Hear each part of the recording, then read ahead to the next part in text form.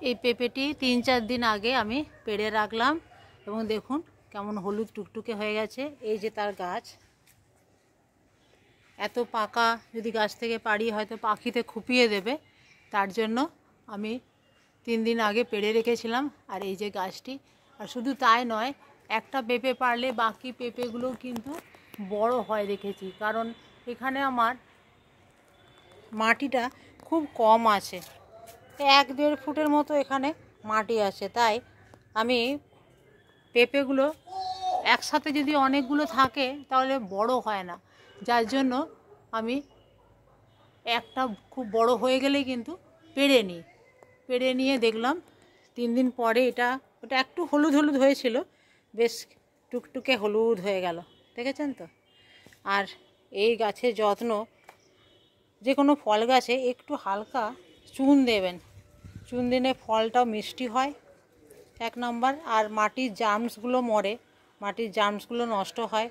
নিমখোল যদি থাকে খুব ভালো, নিম পাতাও দিতে পারেন। আমার এখানটা দেখে বুঝতেই পারছেন, এই পাতা পচা টচা সমস্ত এখানে আছে, শুকনো পাতা আছে। আর এই যে একটি গাছ, এই একটি কলসিতে, গাছটি খুবই ভালো হয়েছে, কিন্তু এই যে তলায় ফুটো করে মাটির সাথে দিয়ে দিয়েছি। এখানটা কিন্তু বেশি মাটি নেই, 1 ফুটের মতো মাটি আছে। তো এইরকম যদি আপনারা পেঁপে পেতে চান, পাপাইয়া, এটা যদি পেতে চান, আপনাদেরকে কিন্তু বাড়িতে গাছ লাগাতে হবে, বাড়ির বাগানে, ছাদ বাগানে কিন্তু করতে হবে, কারণ এটা পুরোটাই অর্গানিক, পুরোটাই, কোনো কেমিক্যাল নেই, কোনো কীটনাশক নেই, কিচ্ছু নেই, পুরোটাই অর্গানিকভাবে। আর এই পাতা পচা, সবজি পচা তরল সার দিই, এই যে এখানে সবজি পচা তরল সার করা থাকে, এই যে এই তলাটাতে জল পড়ে, আমি আপনাদের আগেও দেখিয়েছি। আর যেটি দেখাবো, দেখুন, বুঝতে পারছেন এটি কিসের ফুল এসছে। তো এই বছর যেহেতু গাছটি আমি একটু যত্নটা কম হয়েছিল, ফলনও কম এসছে, গাছের যত্নেই আসি। একটু গোবর সার পেলে অবশ্যই দেবেন গাছটিতে, কারণ গোবর সার যে কোনো গাছের ক্ষেত্রে, বৃদ্ধির ক্ষেত্রে গোবর সার কিন্তু অনবদ্য। আর ফলের বৃদ্ধির ক্ষেত্রে কিন্তু একটু ক্যালসিয়াম, পটাশিয়াম এগুলো কিন্তু দরকার। সেক্ষেত্রে এই যে বিভিন্ন সবজির পচা, পাতা পচা, সবজির খোসা, এগুলোতে কিন্তু, ফলের খোসা, এগুলোতে কিন্তু কম ক্যালসিয়াম থাকে না। আমরা তো ফল খাই, কলা খাই, তো সে তাই কলার খোসা সমস্ত কিছুই কিন্তু আমার এর মধ্যে দেয়া থাকে। এবং তরল সারটি যাতে কোনো বাজে গন্ধ না ছাড়ে, যার জন্য পাতিলেবুর খোসা এই সমস্ত দিয়ে রাখি। আর সম্ভব হলে আপনারা তার সাথে একটু কর্পূরও দিয়ে রাখবেন, তাহলে সেক্ষেত্রে পোকা পিঁপড়ে এসব হবে না। তো গাছটি আমি হাইটে ছোটোই রাখবো ভেবেছিলাম, কিন্তু লম্বা হয়ে গেল, এই যে দেখুন ভালোই লম্বা হয়ে গেছে। আমাকে আঁকশি করে পাচিরে উঠে আঁকশি করে পাড়তে হয়, আর না হলে মই দিয়ে উঠতে হয়। এই যে এই আঁকশিটি দিয়ে আমি এই ছাদে, এখান থেকে এই পাচিরে উঠে পাড়া হয়, কিংবা মই দিয়ে কাউকে দিয়ে পাড়া করায়। তো এইটি আমি 3 দিন আগে তুলেছিলাম, একটু আধ কাঁচা আধ পাকা ছিল। তো দেখতেই পাচ্ছেন পুরোটাই জৈব পদ্ধতিতে। বাড়িতে যদি ফল পেতে চান তাহলে কিন্তু আপনাদেরকে বাড়িতেই লাগাতে হবে, এবং এর উপকারিতা কিন্তু অন্য রকম। তারই পাশাপাশি যেগুলো গাছগুলো আছে দেখাচ্ছি, এগুলোও কিন্তু ভীষণ ভালো।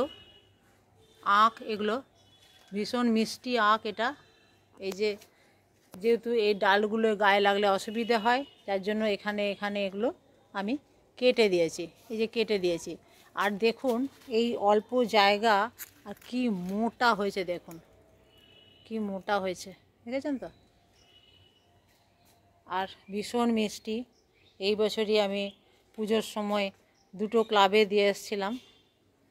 এখন আখ কাউকে দিলে কেউ খাবেও না, কারণ আখের রস খাওয়া অভ্যেস, সব দাঁত দিয়ে আখ খাওয়া উঠে গেছে।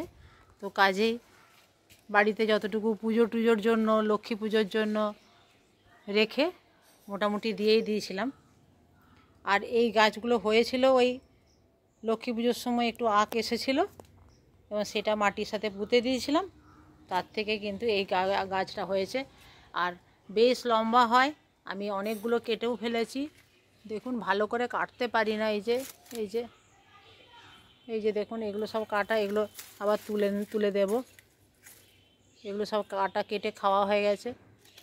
আর এটা হয়নি এখনও, এটা ভালোই বড় হচ্ছে, এটা বড় হচ্ছে, এটা হচ্ছে। একবার লাগালে আর লাগাতে হবে না। তবে যে কোনো গাছ লাগাতে গেলে কিন্তু একটু পরিষ্কার পরিচ্ছন্ন হওয়া দরকার। গোড়া টোড়াগুলো খুবই পরিষ্কার রাখতে হয়, না গোড়া পরিষ্কার না থাকলে কিন্তু গাছের ফলন হতেও কিন্তু একটু অসুবিধা হয়, কারণ মাটি থেকে খাবার নেয় তো, এবং সমস্তটাই একটা অসুবিধার মধ্যে পড়ে যাওয়া হয়। তো কাজেই গাছের গোড়াও পরিষ্কার রাখুন। আর গাছের গোড়া সবসময় যে খুঁড়ে দেওয়ার দরকার হয় তা হয় না, কিন্তু গোড়াটা পরিষ্কার থাকলে খাদ্য সরবরাহটা গাছের পক্ষে একটু সুবিধা হয় এবং সূর্যের আলোটাও সেখানে পৌঁছয়। তো এইভাবে আপনারা করুন। আর এর সাথে আমি আরেকটি গাছ আছে, এই যে স্থলপদ্মের গাছ, এই যে দেখতে পেয়েছেন স্থলপদ্মের গাছ এটি। তো এই স্থলপদ্মের গাছটিতে এটিতেও কিন্তু ফুল হয় প্রচুর। আমি ডালগুলো কেটে দিই, একদমই গোড়া থেকে কেটে দিই, আবার ডালপালা বেরোয়, খুব লম্বা হয়ে যায় গাছ, যার জন্য আমি ডালগুলো কেটে দিই। খুব লম্বা হলে আমার ফুল পাড়তেও অসুবিধা, এবং হাতে যাতে অন্তত ছোটো আকসি দিয়ে পাড়া যায়, যার জন্য আমি ডালগুলো কেটে, ছোটো আকসি দিয়ে পাড়া গেলেও সেক্ষেত্রেও সুবিধা হয়, যার জন্য আমি ডাল ফালগুলো কেটে দিই। এবং ডালগুলো কেটে দেওয়ার পরে যে ডালগুলো বেরোয়, একবার ফুল হয়ে যাওয়ার পরে ডালগুলো কেটে দেওয়াই ভালো, বিশেষ করে পুজোর পরে। আবার এই কিছুদিন আগে এই যে অন্নপূর্ণা পুজো গেল, অন্নপূর্ণা পুজোর সময়তে ফুল হয়, এবং এখনও 2-4টে হচ্ছে, আবার দুর্গা পুজোর সময়তে ওই ফুলে ভরে যাবে। তো এইভাবেই আমি বাগান করি। আপনারা যারা আমার চ্যানেলটি ফলো করেন তারা জানেন। আর কমেন্টে জানাবেন কেমন লাগলো। এরকম যদি পেঁপে আপনারা পেতে চান, দেখতে পাচ্ছেন তো প্রায় বোধহয় 2 কিলো হবে। আর এটি 3 দিন আগে পাড়া, আমি আপনাদেরকে দেখাতে পারিনি তখন, যার জন্য আমি তাড়াহুড়ো করে আবার ভিডিও করতে এলাম। আর গাছটিতে পেড়ে নিই, একটি করে বড় হলে পেড়ে নিই, কারণ বাকিগুলি তাহলে বড় হয়, কারণ মাটি তো কম, অল্প জায়গা, মাটি কম, যার জন্য পেড়ে নিতে হয়। একসাথে অনেকটা করে হয় না, অনেকগুলো করে হয় না, একটা করে পারলে আরেকটা বড় হয়। তো এইভাবে যারা আমার চ্যানেলটি ফলো করেন কমেন্টে জানাবেন। আর যারা এখনও সাবস্ক্রাইব করেননি অবশ্যই সাবস্ক্রাইব করুন, গাছ করুন। খুব ভালো থাকুন। আজ রাখি, দেখা হবে আবার পরের ভিডিওতে।